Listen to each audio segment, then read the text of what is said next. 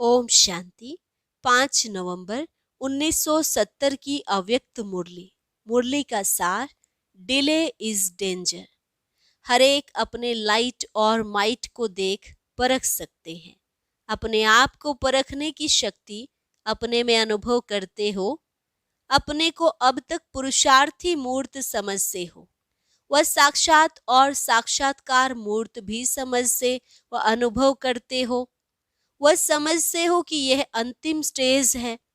अभी अभी आपके भक्त आपके सम्मुख आए तो आपकी सूरत से उनको किस मूर्त का साक्षात्कार होगा? कौन सा साक्षात्कार होगा? साक्षात्कार मूर्त सदैव संपूर्ण स्थिति का साक्षात्कार कराएंगे। लेकिन अभी अगर आपके सामने कोई आए तो उन्हें ऐसा साक्षात्कार करा सकेंगे? ऐसे तो नहीं कि आपके पुरुषार्थ की उतराई और चढ़ाई का उन्हें साक्षात्कार होता रहेगा। फोटो निकालते समय अगर कोई भी हलचल होती है तो फोटो ठीक निकलेगा। ऐसे ही सदैव हर सेकंड ऐसे ही समझो कि हमारा फोटो निकल रहा है। फोटो निकालते समय सभी प्रकार का ध्यान दिया जाता है, वैसे अपने ऊपर सदैव ध्यान रखना है। एक एक सेकंड इस सर्वोत्तम व पुरुषोत्तम संगम युग का ड्रामा रूपी कैमरे में आप सभी का फोटो निकलता जाता है। जो यही चित्र फिर चरित्र के रूप में गायन होता जाएगा और अभी अभी के भिन्न भिन्न स्टेज के चित्र भिन्न भिन्न रूप में पूजे जाएंगे। हर समय ये स्मृति रखो कि अपना चित्र ड्रामा रूपी कैमरे के सामने निकाल रहा हूं। अब के एक एक चित्र, एक एक चरित्र गायन और पूजन योग्य बनने वाले हैं। जैसे यहाँ भी जब आप लोग कोई ड्रामा स्टेज पर करते हो और साक्षात्कार करते हो तो कितना ध्यान रखते हो। ऐसे ही समझो बेहद की स्टेज के बीच पार्ट बजा रही हूँ और बजा रहा हूँ। सारे विश्व की आत्माओं की नजर मेरी तरफ है। ऐसे समझने से संपूर्णता को जल्दी धारण कर सकेंगे। समझा? एक स्लोगन सदा याद रखो जिससे सहज ही जल्दी संपूर्ण मूर्त बन सको। वे कौन सा स्लोगन याद रखेंगे? किसी ने कहा जाना है और आना है। यह तो ठीक है, लेकिन जाना कैसे है? संपूर्ण होकर जाना है वो ऐसे ही। इसके लिए क्या याद रखना? Delay is danger.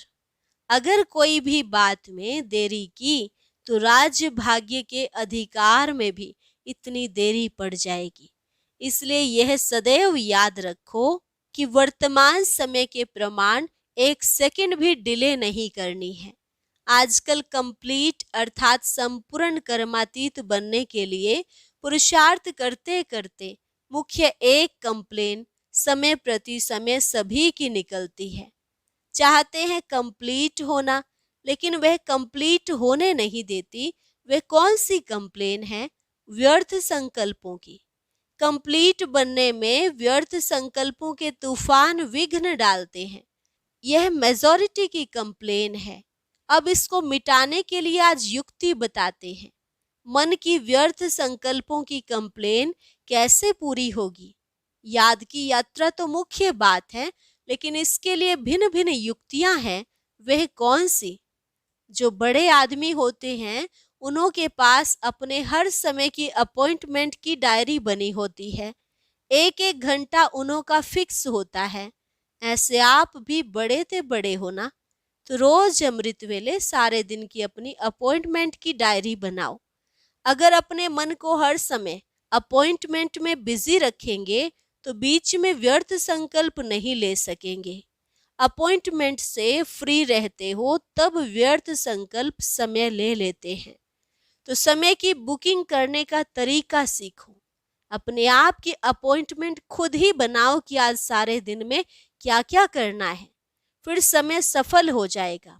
मन को किस में अपॉइंट करना है, इसके लिए 4 बातें बताई हैं।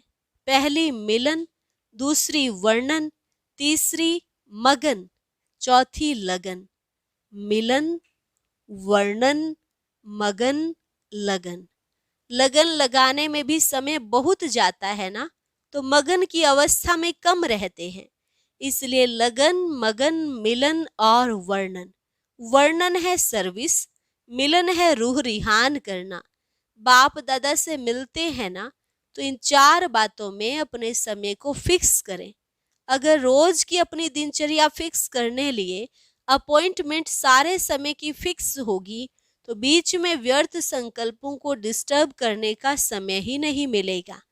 जैसे कोई बड़े आदमी होते हैं तो बिजी होने के कारण और व्यर्थ बातों तरफ ध्यान और समय नहीं दे सकते हैं। ऐसे अपने दिनचर्या में समय को फिक्स करो। इतना समय इस बात में, इस समय इस बात में लगाना है। ऐसी अपॉइंटमेंट अपने निश्चित करो, तब यह कंप्लेन खत्म होगी और कंप्लीट बन जाएंगे। अच्छा, और अब यह एक बहुत अच्छी वीडियो भी जरूर देखें।